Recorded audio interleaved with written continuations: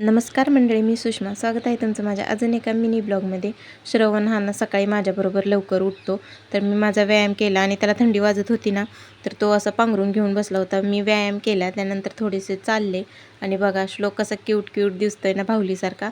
तोपर्यंत हा बाहेर आला आणि ह्याचं म्हणणं होतं की मम्मा अजून पण पाय दुखतोय. काल ह्याला सायकल लागली होती थोडी, तर ह्याचं कसं आहे ना, निमताळीला दुखणं झाले आणि चोळून चोळून लाल केलं, असं आमच्या श्रवणचं काम आहे. आता काल ठोस आणि पाव घेऊन आले म्हणल्यावर आज दम निघते काय. लगेच छान असा कडक चहा बनवला आणि त्याच्याबरोबर ठोस खाऊन घेतला.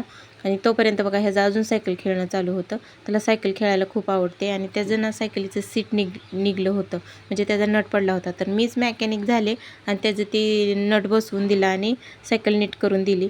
तोपर्यंत भाजीची तयारी केली. भाजी आज बटाट्याची होती, तर बटाटे उकडायला ठेवली आणि माझं आवरून घेतलं.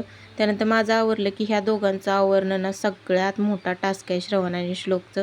त्यातले त्या श्लोक तर इतका मस्ती करतो ना, तर त्याला कसं तर नादी लावून ना त्याचं आवरून घेतलं. श्रवणचं पण आवरलं आणि त्या दोघांना शाळेत नेऊन सोडलं.